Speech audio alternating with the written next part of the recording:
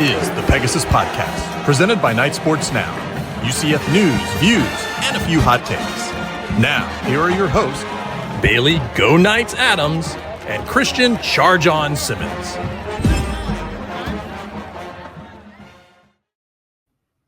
Welcome into episode 252. Be sure you're following us on Twitter at BaileyJAdams22, at @ByCASimmons, at Night Sports Now, and at Pegasus Podcast. You can also email us at PegasusPodcast@ksn@gmail.com. Christian, how are you? Doing well. I have that feeling like when you go on vacation, I feel like I'm forgetting something right now as we're doing the podcast. Like my mic's plugged in, I have my notes, I have the outline, the laptop's plugged in, my loud fan is off. I don't know. I'm like, something's not clicking for me right now. I feel like I've forgotten something key about the podcast. This is hilarious because we just talked for 20 minutes before starting the podcast and you didn't mention that once. So now I'm just like, what could it be? Do you genuinely know what it might be? Because what we were talking this is so bad. And this is how my brain works. Is right before we started recording, we were talking about roller coasters. And I was getting a little anxious during that conversation because I really don't like roller coasters. And I think I may have just, to the point that, talking about them scares me.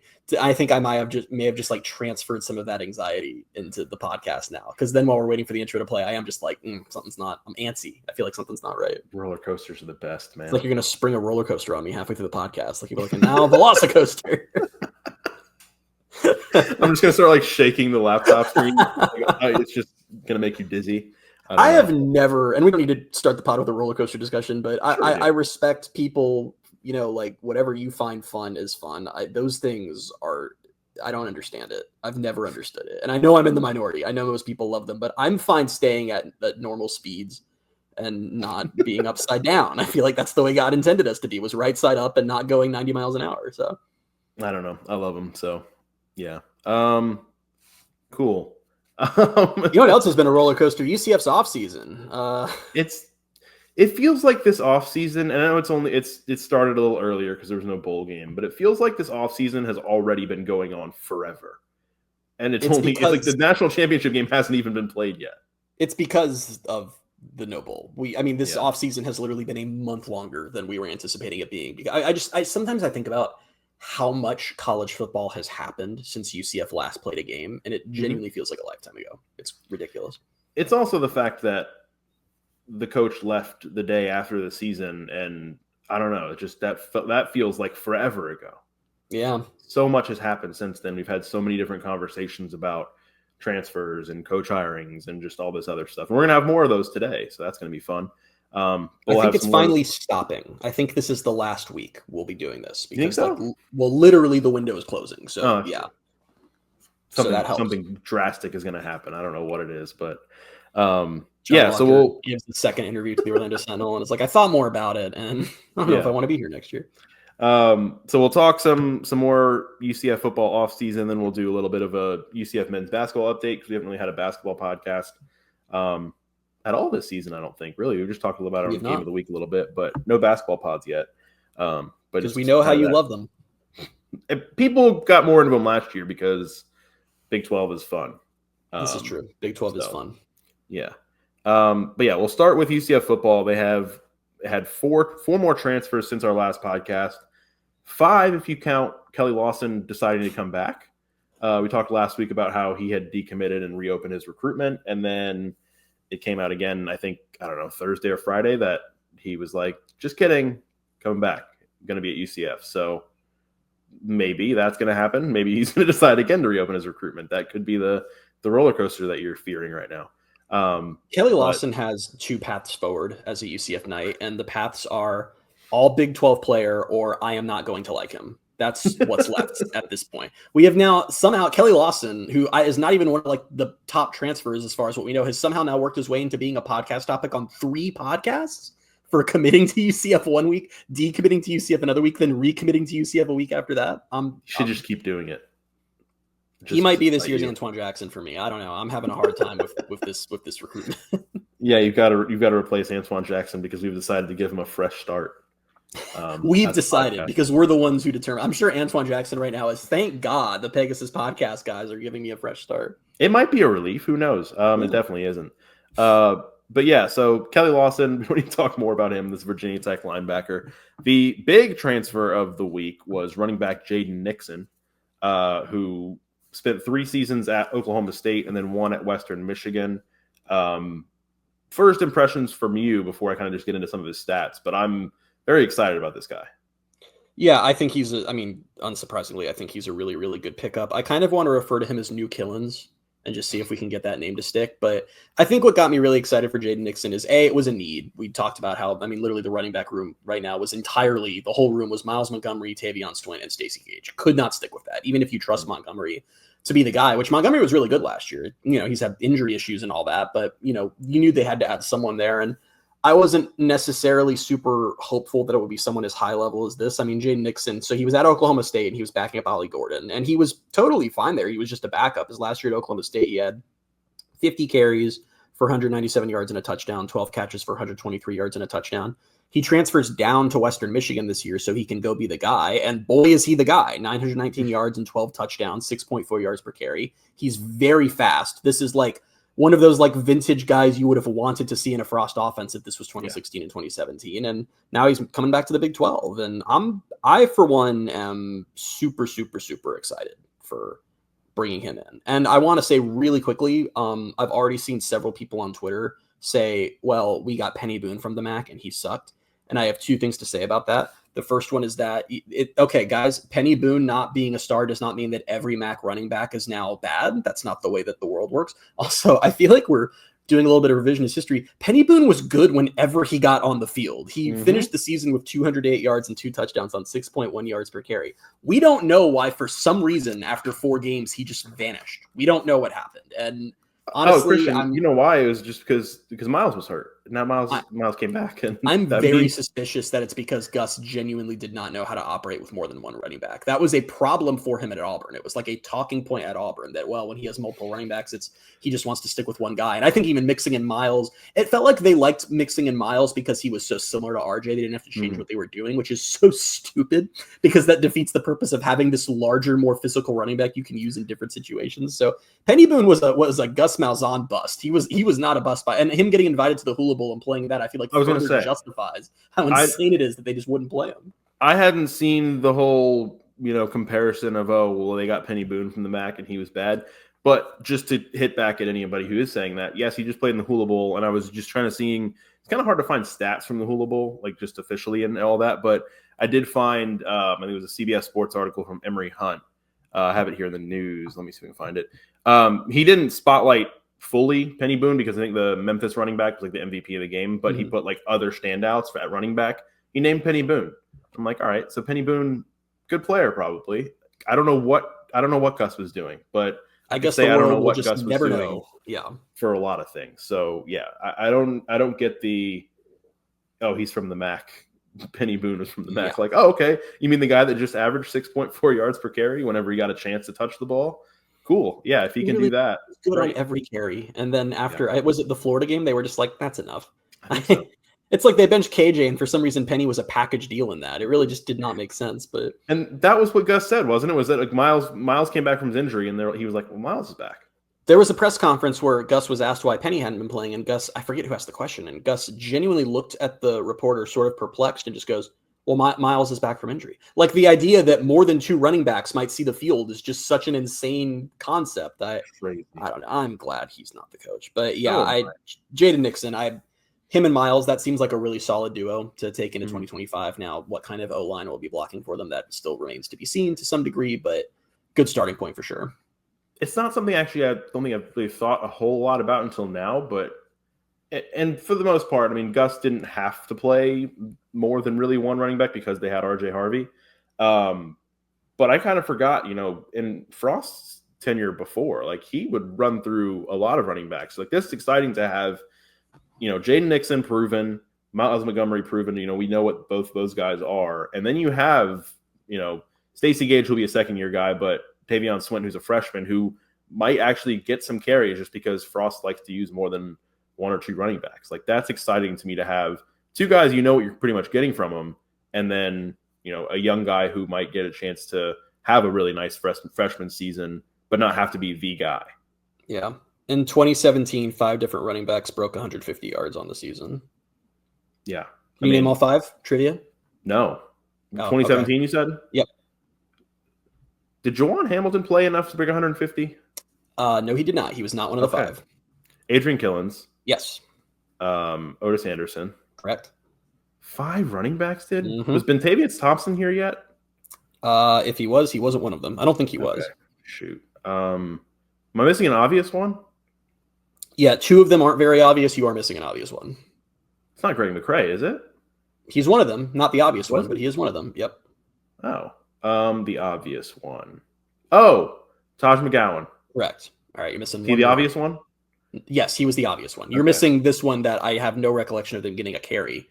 But they had 45 carries for 161 yards and 2 touchdowns, apparently.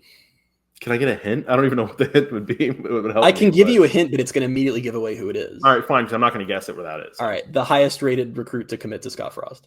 Oh, Cordan Richardson. Cordan Richardson. There you go. He scored 2 touchdowns? 150 yards, man. I literally never remember seeing it. Why did he transfer out after a year? That's not bad production for a true freshman. Yeah, I don't know. But it is exciting. And I didn't realize, too, like, looking at Jaden Nixon, and obviously just 919 yards this past year and 12 touchdowns is huge. But even in those years at Oklahoma State, when, like, 2022, he had 46 carries for 181 yards, averaged around 4 yards per carry. But he also had 189 receiving yards and 3 receiving touchdowns. So he can catch the ball out of the backfield too. Which is good because there aren't a lot of players on this roster who can catch the ball for UCF. So you that we know of. Get them. No, we know. But I do think it's encouraging that he has multiple years of performing at the Big 12 level. This isn't a normal G5 transfer up where you're like, oh man, is it just going to be too much for them? Yeah. He was performing with the carries he got, and then when he went to a school that would give him the majority of the carries, he did very well. So yeah, I honestly I'm excited they got Jaden Nixon. I wonder what they told him about the O-line where he was like, this is my school. I don't know. Yeah, 5'10", 185. He has the breakaway speed like you mentioned, and maybe he feels like whatever. Doesn't matter if the offensive line does. If he can find a hole, he'll just break away and run for 70 yards. Hopefully that's what happens because I don't know what the O-line is going to look like, but who knows? The next one, tight end Elijah Brown, 6'6", 250 from FAU, had 1 catch for 22 yards last year. Not a lot to say about him. Like, we don't really know anything. I don't know that he's going to be a huge factor in any ways, but what I did kind of gather from looking at his Pro Football Focus numbers is seems to be a pretty good blocker. Yeah. He had around a 70 grade, over 80 run blocking snaps, 71 grade over only 8 pass blocking snaps. But, maybe he is more of a blocking tight end. And what was the guy's name? I'm really bad on all of the 37,000 additions they've brought in the last 3 weeks. But was it the Maryland tight end? Dylan Wade, right? Okay, maybe. I don't know. It sounds familiar, but that's obviously, I think, the bigger addition at tight end, but they needed more bodies at tight end. So I was going to say, I don't think this is any kind of get ready for Elijah Brown to take the Big 12 by storm. I think this is they just quite literally needed more depth at tight end. They couldn't go into it with what they had now. So I wouldn't expect huge things from him, but he's a body to have there. And who knows, maybe halfway through the season, they'll discover that he can be place kicker. Yeah, maybe. I mean, I don't know. I'm glad to know that he's like at least a decent blocker if that's what they want to use him for, because he is 6'6", 250, like I mentioned. So a big body to have in the room, and that's maybe somebody they can run behind in short yardage. Who knows? Remember, we're back with an offense that's supposed to be creative. Maybe they will find situations and plays where there's a use for him. Yeah. The third addition from last week, wide receiver Marcus Burke from Florida, 6'4", 197. Last year, 7 catches, 69 yards, and 2 touchdowns for the Gators. He's been there for 4 years with not a whole lot of production, but, I don't know. I'm not expecting a lot from a guy who has 19 career catches in 4 years, to be totally honest with you. But that's fair. We've said on many a podcast that they just need more bodies at wide receiver. And I remain confused as to why they weren't really able to tap into any of the more higher level wide receiver options, just because there's so much opportunity there. I don't know what the NIL market is like for wide receivers this year. I don't know if that played a role. I don't know if UCF just looked at the roster and said that money needs to go to the O-line or that money needs to go to a quarterback. We don't know. But yeah, he has not performed much in 4 years, but also the opportunity is there. This is a very, very thin room and an entirely unproven room at this point. So yeah, he's a guy in there and we'll see what happens. Does it feel at all? I mean, I don't think it was 2 years of eligibility, but does it feel like just because he's from Florida, like Trent Whittemore, where they added Trent Whittemore and it was like, oh, he came from Florida and he had like a few catches? But... No, because I can't pull the Jaden Nixon isn't Penny Boone and then say Marcus Burke is Trent Whittemore. Like I gotta stay on one side of that argument. So I don't know. But it's the same school, not the same conference. It's the same school. Oh, that makes it the same. Yeah, I don't know. Maybe he'll end up, I don't know, catching 600 yards or something. Wide receiver is that's gonna be a huge point of emphasis for us and for everyone, covering the team going into spring ball, because it's not just that, it's thin. It's that, there's literally not a single known quantity in that room. It's entirely guys who have played minimally or guys who are transfers. So it's just like, there's nothing better for that you want to hear than like we get midway through spring ball and it's like, hey, Cordan Richardson really built on his spring and fall camps from last year. And he looks like he might've taken a leap. Like someone's going to have to step up, because right now it's not a lot going on there. I have a hard time, and this is where I get a little freaked out, it's like they have some guys who might end up being good. I don't know how you get to 3 with what you have now. 3 guys who all are really good and deserve to be out there at a Power 4 level. Maybe Dylan Wade's one of them at tight end, because we talked about with that 2017 team, Jordan Akins kind of being that third receiver. We're just going to keep going back to that. But here's why my brain is ready for UCF's leading receivers next year to be Jaden Nixon and Dylan Wade. No. Here's why my brain is also dumb, and I did the Trent Whittemore thing, because I remember like 2 years ago when they added him, I was like, oh, he didn't have he had like 3 catches at Florida, but those 3 catches were for like an average of 21 yards. Don't do this again. And then I looked at 2021, Marcus Burke, he had 2 catches for 73 yards. Big play receiver. Wow.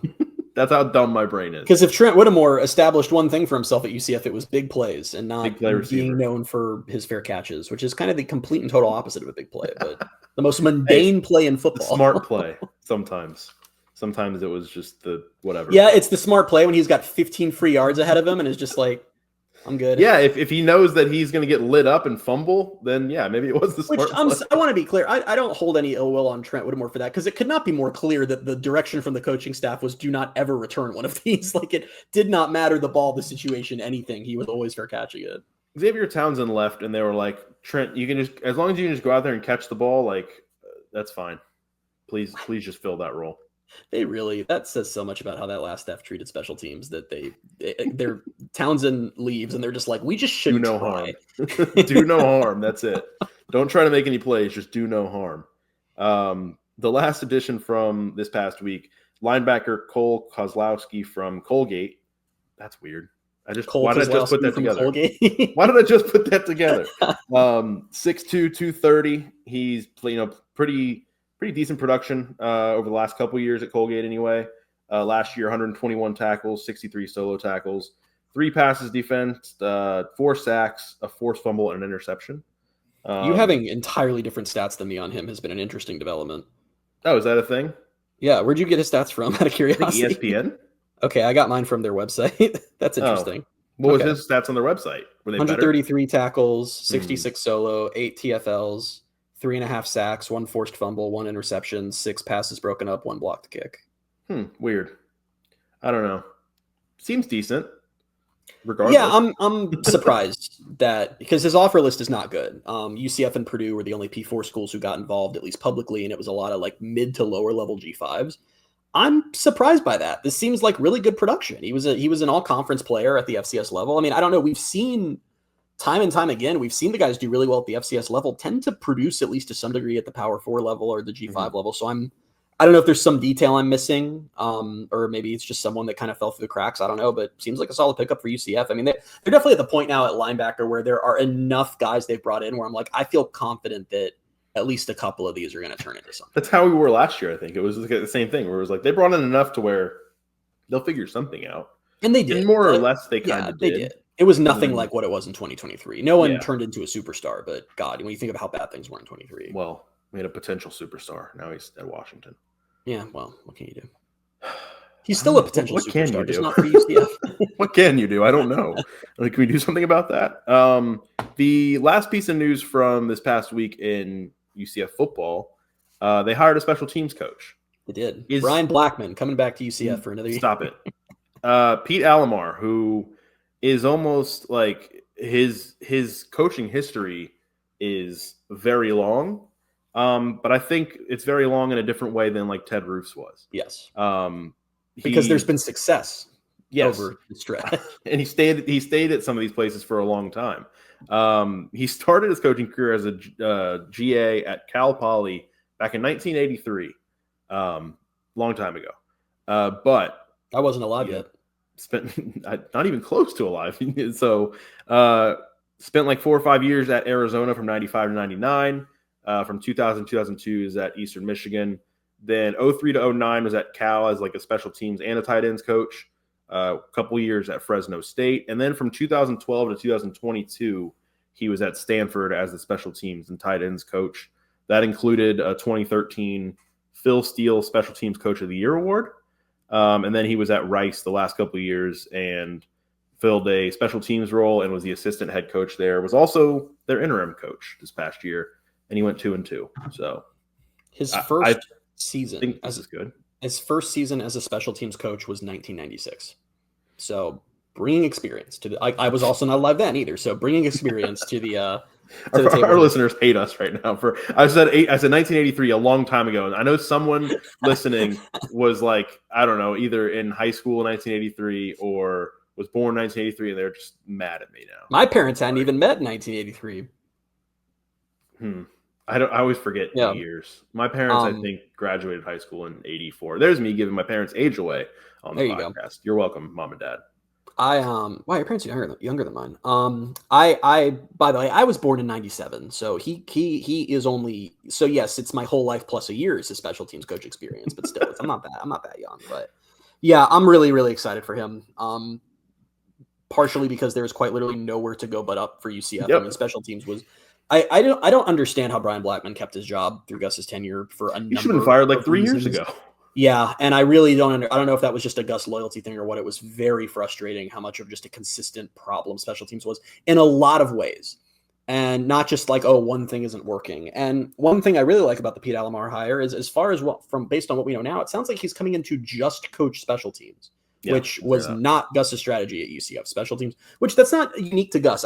Special teams is so important and a lot of schools treat it as a side gig. And I've never understood that. It really Alamar had that. Like I said, he was the tight ends coach and a special teams coach, which is what Brian Blackman was, right? He coached tight ends and special teams, which, given how much coaches talk about like, all three phases of the game, to have a part-time special teams coordinator, and it never makes sense to me. So seeing them announce this and seeing Pete Alamar special teams coordinator with nothing else next to it, I was like, oh, okay. I think that's really exciting. One other thing, which makes it even more insane that they kept Brian Blackman in this role for so long, is a common thing they say about special teams coaches is that they end up being very important to the staff because they're also the only coach other than the strength coach who's working with both offensive and defensive players. Mm-hmm. And that makes them very integral to the culture and everything that comes with that. So hiring a guy who's been around college football and been at a lot of places and had success at a lot of places and seen how things look when they work and how things look when they don't work, that's who I want revitalizing special teams for UCF.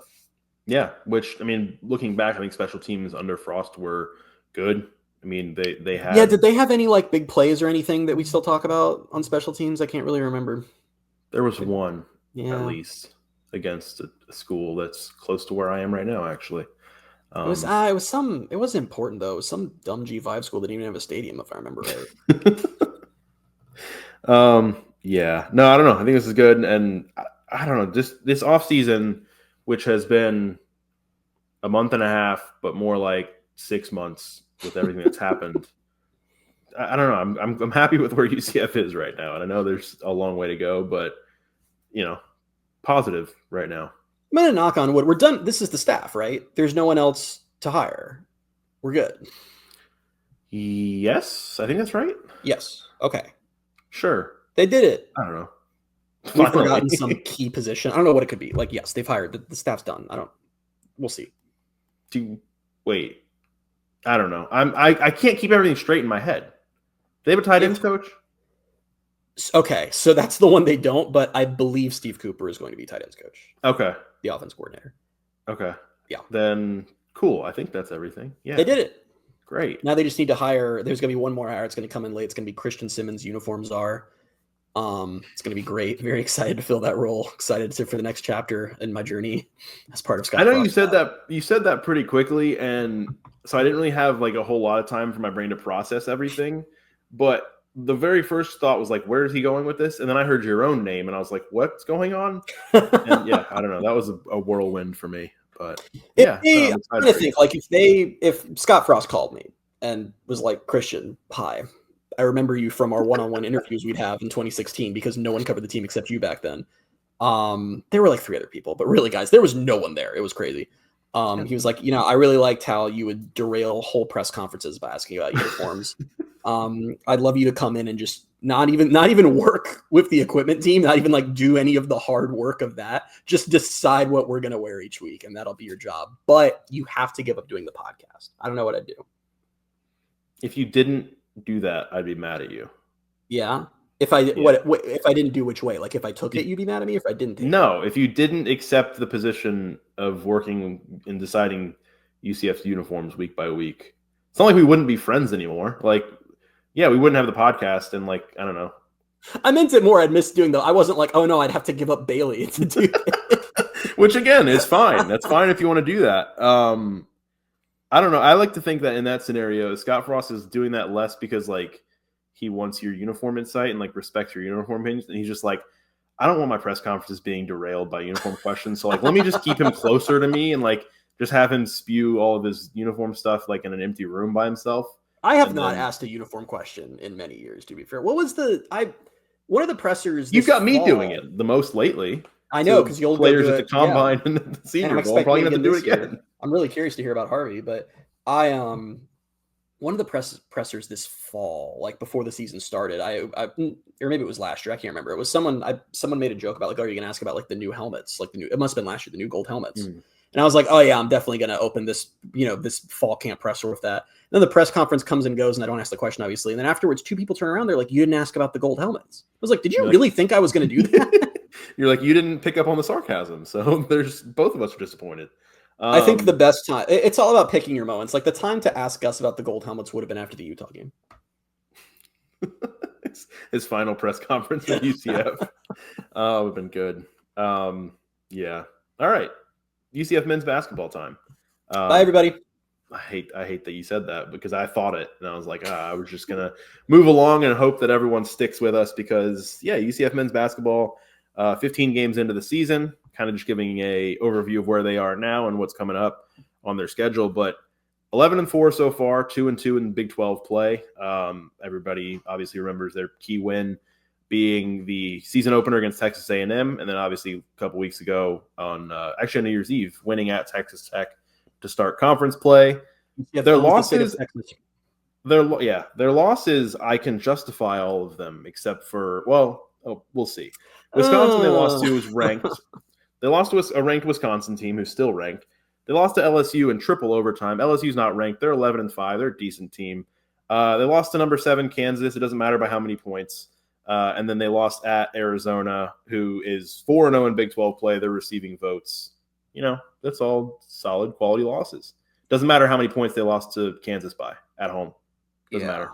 I do think it's really cool that we as a basketball fan base have transitioned in just one single year from they're going to go 3-27 to they're 11-4, and I'm pissed about it. So I'm glad that we're really moving up in the world. But there are 2 losses that bother me. The first is LSU in triple overtime because they were up by 20. I believe it was 20 at one point in that game, and LSU just whittled away, and UCF went cold and couldn't do anything about it. And that was unfortunate.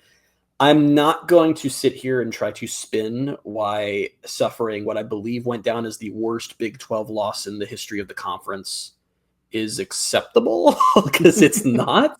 They lost by 51 to Kansas, which is tough. It didn't matter how many points. That could have been 5. So it does matter. It really does matter. Points. And I want to explain why. So 2 things are, first, I was feeling good about, shut up, Bailey. Are you shushing me on a podcast? Like, we're here to talk and you're telling me. Listen, I wrote down in my notes, I wrote Wisconsin, parentheses, ranked, LSU, 3 overtime, number 7 KU, and then parentheses, it literally says it, SHHH on my notes.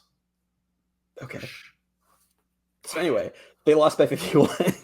And there's 2 things to say. The first is that I thought they were going to win the game going into it, not while they were down by whatever. And in my head, I had probably not fully comprehended the danger of playing a Kansas team that just spent a week of headlines about how Kansas is done because they lost a close game. And I had in my head, I had probably not fully comprehended the danger of playing a Kansas team that just spent a week of headlines about how Kansas is done because they lost a close game. I believe that there was something communicated about balloons that UCF was loading at the top of the arena before the game, and Kansas players noting that. It was a perfect storm of not good. Now, here's the reason it mattered and it's why it doesn't matter anymore. It mattered to me at the time, and now it doesn't. Is this balloon? UCF? What'd you say? Confetti. Was it balloons? I was told balloons. Maybe it was confetti. But I don't know. Bailey, that is so not the point. Like, that is so not. No, I know, but I just thought that whole thing was blown out. Like they obviously clearly took it as UCF put confetti up there, but I think it was for something else. I don't think it had anything to do with. I don't think UCF is going to drop confetti if they beat Kansas, which they did last year.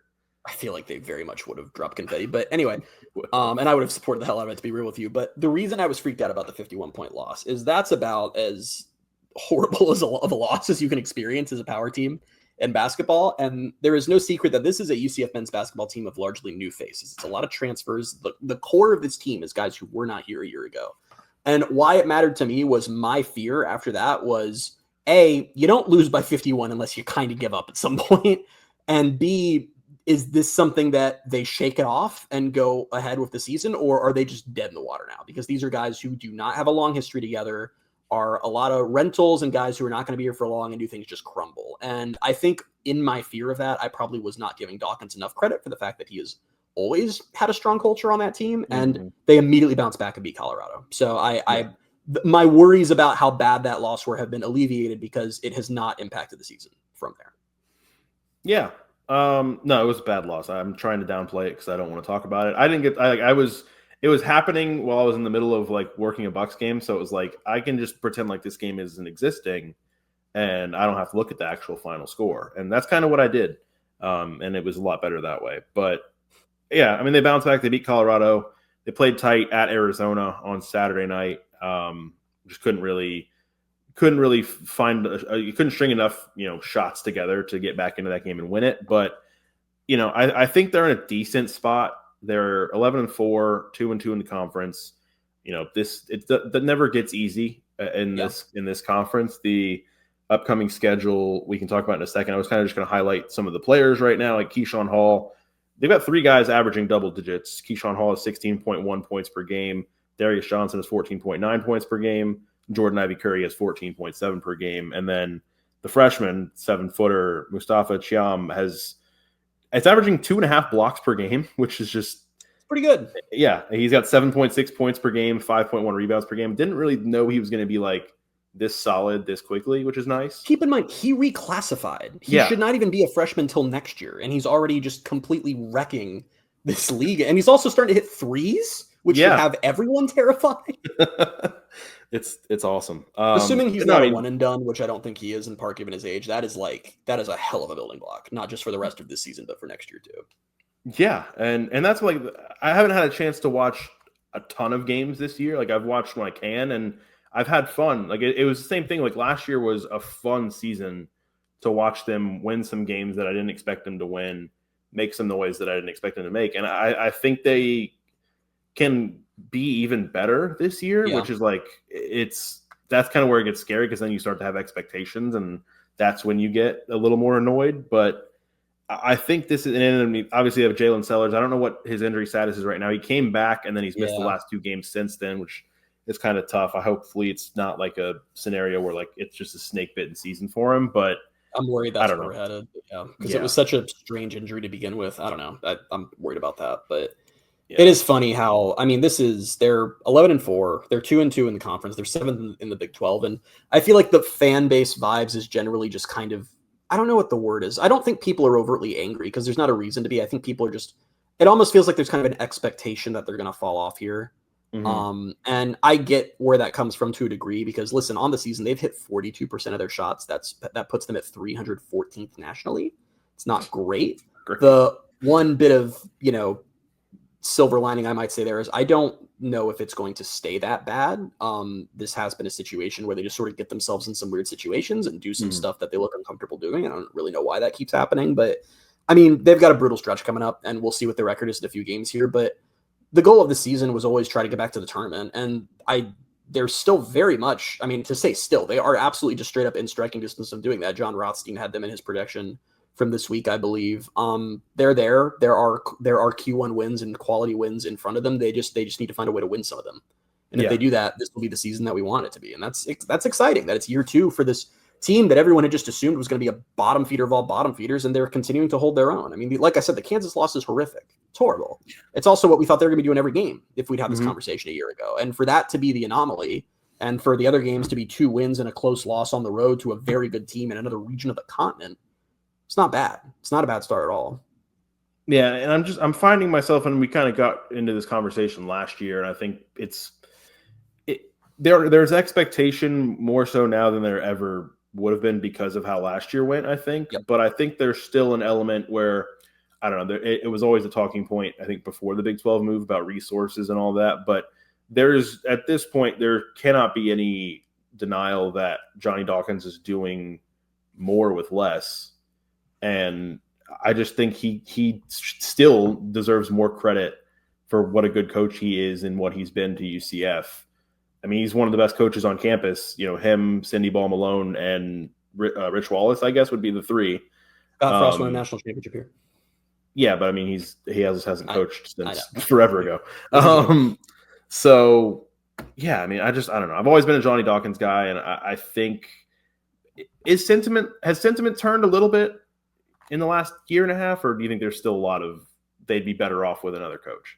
I think sentiment has turned where fans cool off, because you have to remember, going to the Big 12, there was, I'd go so far as to say most fans wanted him gone, which I'm going to say something, and I know it's going to bother some of you if you're listening, but I genuinely, it's like, I can learn if you're dumb or not based on how you feel about Johnny Dawkins, because some of the stupidest takes that have existed in the UCF community have revolved around Johnny Dawkins. And I'm not saying that you have to love him and have to be determined he's the guy. I get that there are people who think that there could be someone else who is better, or some people would say we want someone younger with more energy. I get that. It's the people who just every time UCF men's basketball loses a game go, God, why did Dawkins lose this game to this team that has 20 times as much money as UCF and cares way more about basketball? How could that happen? He should go. They should go hire some superstar. And those are the people who it's just like, guys, I don't have the time of day for you anymore. I really don't. I'm too old for this now. And I think that sentiments turned a little bit just because last year was a much better year than expected. And I think that fans were excited by that. I guess my issue is that I don't think anyone who's changed their mind about Dawkins has changed their mind because they understand the resource situation better than they did a year ago. I think it's just they won more than they were supposed to. Yeah. And I can't overstate how much of a ceiling there is on what basketball is going to be. And I'm curious how UCF is going to come to terms with that in the coming years, because what's become clear since this team moved to the Big 12 is that the fan base cares a lot more than they used to. They could not put a dime into men's basketball back in the AAC, and it didn't really matter because the fan base wasn't that connected to the program. And I think it's just kind of been this osmosis thing where being in this conference where it does matter so much and where every home matchup is this big brand has just risen the level of expectation. And I think what's frustrating is that I'm not going to say the level of investment hasn't risen, because it has, but it hasn't risen enough to matter. There are some numbers, let's just be real, there are some numbers floating around that I think originated in the dungeon about what UCF's going to be spending on rev share next year. And the amount of money that's believed to be going to the men's basketball team for the entire roster is quite literally less than some Big 12 teams have been paying single players. So I don't know. And so it's like, you can get mad and say, well, they lost, so I want Dawkins gone. But this season, them right now being 2-2 in the Big 12, and they already have a good win at Texas Tech, and they've got opportunities to win more games here. Them doing that with how little freaking money this program has compared to everyone they play. And I do mean everyone they play. Even we have numbers from even Cincinnati and Houston, the other AAC teams, dramatically and vastly outspend UCF and have for years. I can't say enough how surprising it is. And I can't say enough how about just enjoy this while you can, because there will be years like last year and hopefully this year where they can out-resource some of the teams they're playing, and Dawkins is a good coach and they can find guys that other teams passed on for different reasons and put together a good roster. You sure can't do it every year.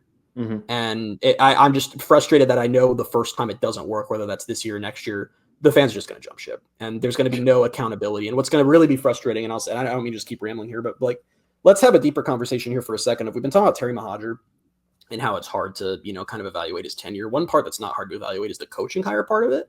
I think it's safe to say it's not going well. Gus Malzahn and UCF have parted ways. Jenny Maurer and UCF have parted ways. I'm missing one. Who's it's not yet, but it's the TMSer and UCF will certainly be soon parting ways. His hires they're just not working here so far. Mhm. And so it's going to really bother me when we see the cycle of, like, say UCF just the season goes off the rails a bit here and they finish with a losing record. They don't make the tournament. When that headline hits that UCF has fired Johnny Dawkins, that is me being out on Terry Mahandra, because to just put nothing into a program and not even show that you have the resume or the acumen or whatever to find a coach who can lead this program. Yeah. And to move on from someone who has outperformed the resources they've been given by a mile, that to me is just, it's like AD malpractice. So if and when that day comes, it's going to be very, very frustrating. When you haven't put that level of commitment, that level of just support into the program, and haven't really shown any intention of leveling up the way you need to, yeah, I think that would be insane. And that's where it comes from, because there's been a lot of talk of, we are investing more in basketball. We care now because you guys care. And I don't want to act like they haven't. They have. They put a lot of money into facilities. They did back this team with some NIL. That's how they got some of the guys they did. But it's like, then you hear the number for next year, and you're just like, are you kidding me? You know? Yeah. And I don't know. With college basketball, obviously, it's a different landscape than football. I know obviously there's a lot of the money that's going around in football is pretty crazy. I mean, you saw what Carson Beck is going to get at Miami, but with college basketball having so many guys that can be one and done, schools are going to be paying these one and done guys a ton of money to come play for a year, and they're going to the NBA.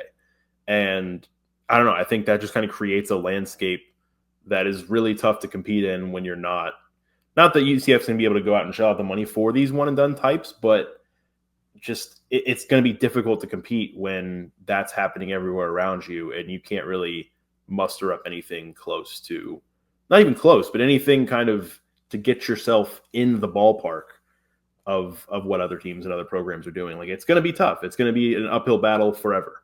But let me tell you why it's interesting, because, and I want to clarify, it's like, I hate doing the whole, there's a number out there, we're not going to say what it is, but it's like, like I said, I'm pretty sure it came from a message board, and I don't like repeating the message board stuff because it's behind a paywall, but it's not a number where you see it and it's so low that you're like, oh my God, this is like, they're going to die and they're not going to win games. It's just another example of they're just never going to be at the level of a lot of the teams they play, and how that puts a cap on what you can do. And I think that the pickle you're in is that, and it's why I want to be careful about what I do and don't say about, what the money should be, is that, I mean, are you like, okay, Bailey, you don't like the number, let's say you see it and you're like, wow, that's a lot less than some other Big 12 teams are going to be doing.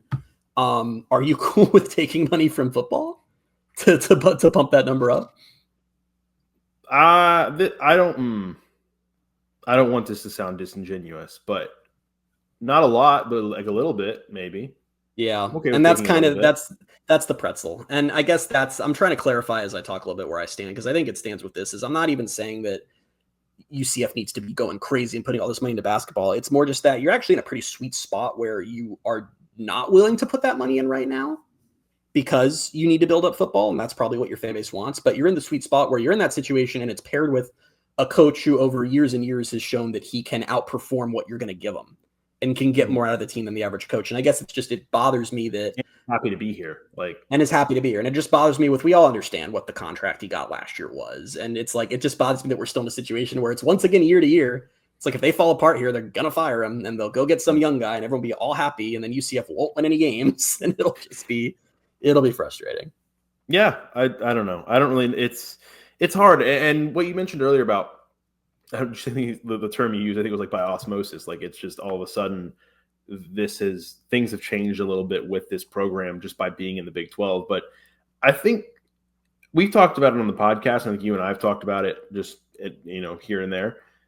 I don't know how much, I don't want to overstate it, but that beating Kansas in your first Big 12 home game, like, that was so monumental for just energizing the fan base, energizing the students with the whole palm frond thing, like everything, and creating an atmosphere where UCF basketball games in the Big 12 are a thing to do. And your atmosphere is up there. Like, it doesn't look out of place like I feared it would. Like, that game happening, the more and more we get removed from it. I know they just lost to the same team by 51 the other day, but it's just the more we get removed from it, the more I think back on that and think, how big was that? And how big was it last year in general? Year one of the Big 12 to get some of these big, marquee wins against known programs to kind of start building up the foundation of what you might be able to be in this conference. Because I think, like we said, everybody, including us, we thought it was going to be a joke. We were concerned that it was going to be how many conference games they play, 18 or something like that. Yeah, that they were going to be like 1-17 or 2-16 maybe every year. The literal joke going into the season was like people genuinely thought that UCF on the season as a whole was going to win like 6 games. And instead they were competitive the whole way. And they were like a couple wins away from probably being on the bubble and getting into the tournament last year. Can I be crazy negative? Are we in a space to just get like wildly negative? Because you said a thing that I don't think I agree with. And it was that they're starting to build, and they can build something. They can't. Because the truth is that the men's basketball program, like a lot of the inherent advantages the football program has that has allowed it to sort of get away with not having as much money, like the transfer portal and guys wanting to come home and being a recruiting hotbed. Not that men's basketball doesn't really have those advantages. Recruiting works very differently. And it's not like, oh, you're in Central Florida, so you're just going to draw talent. So I think every year is going to be a battle to try to just get that team to be competitive. And they're not going to succeed every year. And I'm very hopeful they succeed this year. Because it's like I said, I guess it's everything that happens in sports, right? It's you get a little bit of success, so you want a little more, and the success you just had is no longer good enough. Like I think we're at the point where if UCF men's basketball finishes with the exact same record this year that they did last year, is that a disappointment to a lot of the fan base? I think probably to a lot of the fan base. I don't think I would feel like that shortchanged. No, I know how we'd feel, but I think for a lot of the fans that would be not an acceptable ending, and that's kind of what's unfortunate because that's just sort of the reality of the situation. And I really don't think there's a build here. I don't think there's a way. I mean, the only build I can see is just they keep doing seasons like this and like last year where they're more competitive than expected and they get some wins and that puts them on the radar of more recruits. And maybe there are some recruits who are willing to take a bit of a pay cut to come here, but I don't know. And maybe over time it becomes a bigger deal on campus and UCF can justify putting more money into it. Maybe some booster comes along who loves basketball and is like, take $100 million from me and make them a powerhouse. Like there's always ways, but just as far as the immediate roadmap, it really is just year to year, try to keep a team together that can compete. Ironically, maybe the only direction, it's a long shot, but it's ironic given the, contract extension he was given last year and kind of just the general vibe around him is Johnny Dawkins in the fact that he coached a one-and-done player in Taylor Hendricks, who he got to campus and put him in the NBA in 1 year. He's got a guy like Mustafa Chiam, who is already as a freshman, who reclassified, looking like a guy who, with some more development, maybe is going to be, somebody that's a prospect. Like if he can get more of those guys and find a way to do that, there's a little bit more of a path there. But it's based on keeping Dawkins around. It's based on his coaching staff's ability to recruit and build that culture to where guys maybe, they're not going to go to these giant brands and they'll come and play at UCF and hopefully turn themselves into something. But it's still a long shot, but that's maybe one small avenue. I think you're right. Cause I think like someone like Chiam, right? Like am I out of turn? Maybe I am. Am I out of turn to say that getting him was probably a bigger recruiting win than the football team's ever had?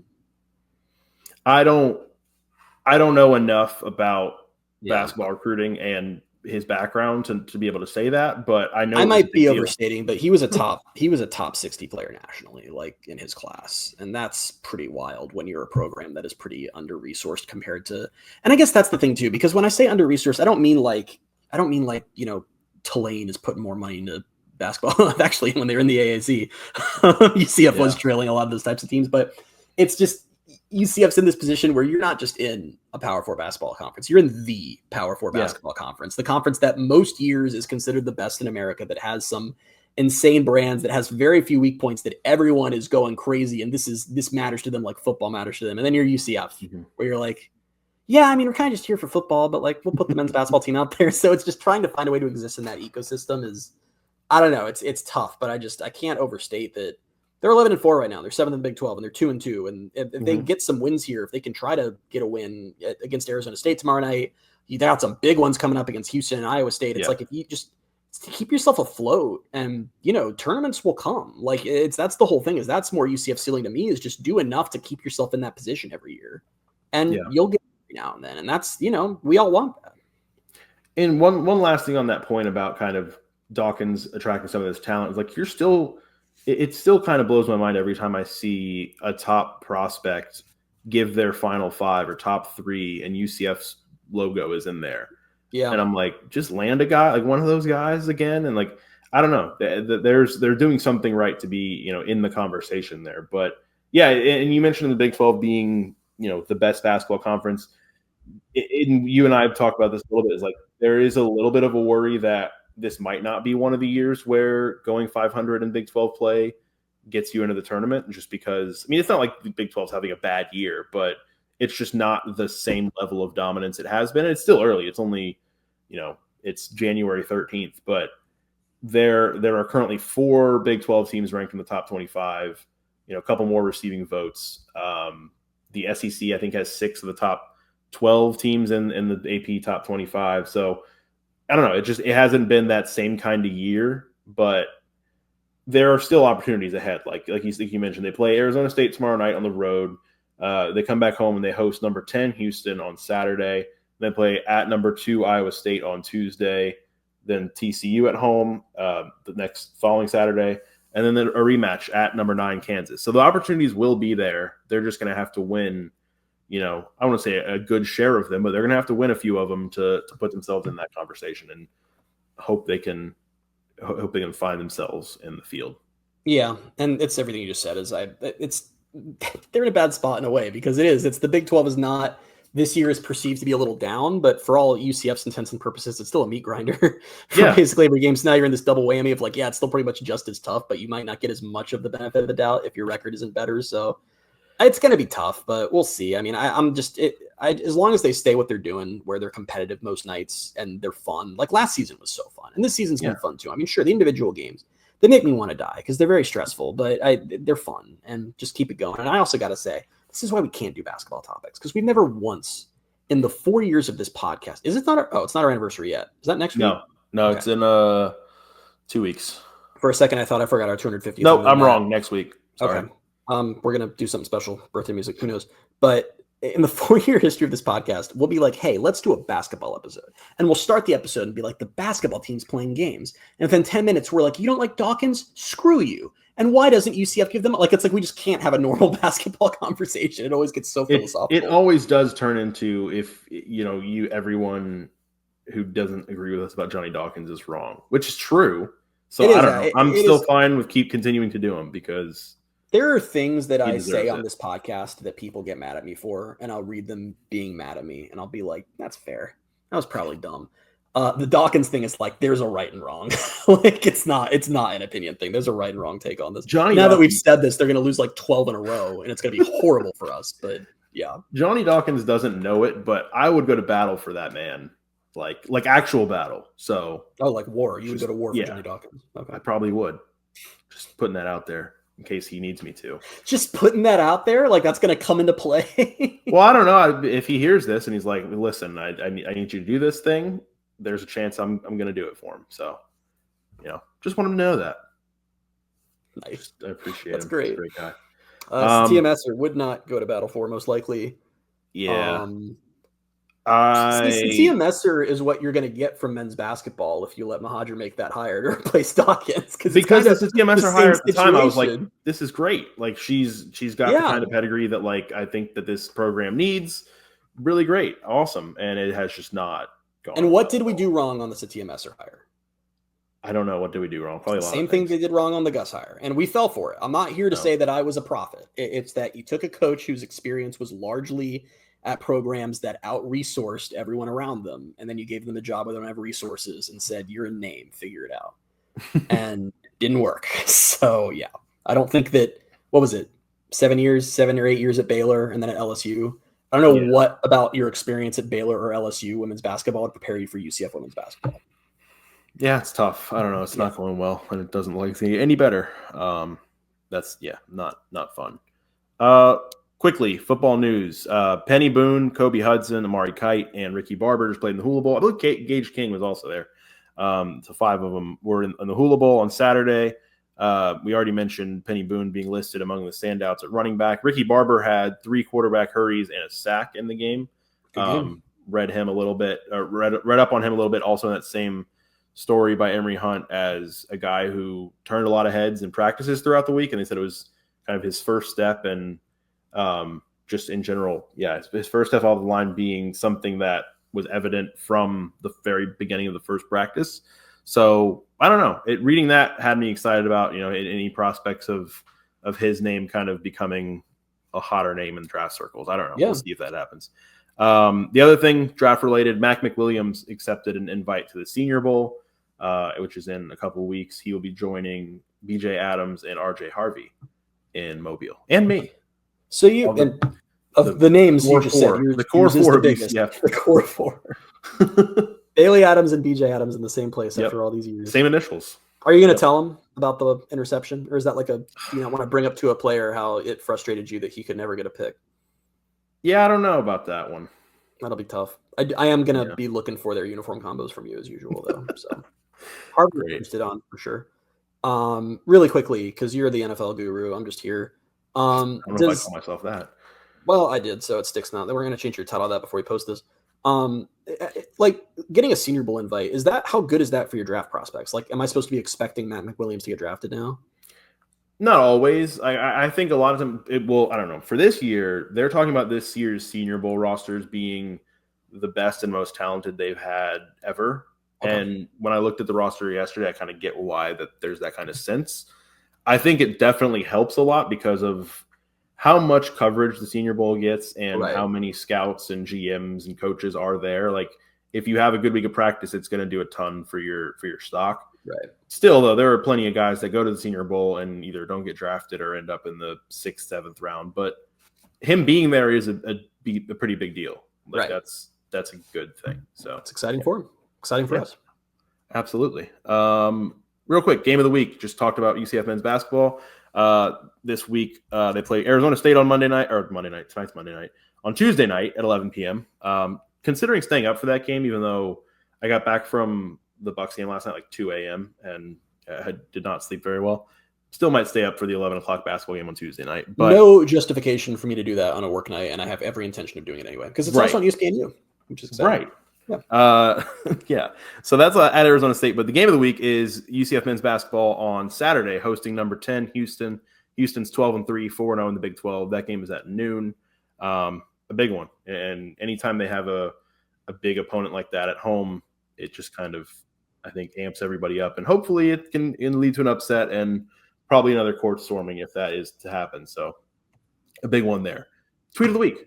Tweet of the week this week is a photo that if I'd thought of in advance, I could have put up via StreamYard, but I keep forgetting we have those capabilities. So I'm just going to describe it to you instead. But we have a tweet of the week this week. That's one of those rare ones where instead of being mean, I'm actually giving someone props. This goes to at the Night UCF, who was at the Dixon Waterford and noticed that there are just what clearly are new baseball space uniforms out. And they're very cool. They're black uniforms with lots of canaveral blue in there. It's the script knots, which we've been seeing a little bit more in blue. And then there's that moon dust pattern that we saw from the football uniforms. That is very cool to be seeing that making its way around. So if you want to get a better look at those, go to at the Night UCF on Twitter. Very cool find by him. I love when uniform things leak. It's like my favorite thing. And those look very freaking cool. But baseball has really brought the heat with space uniforms over the last few years.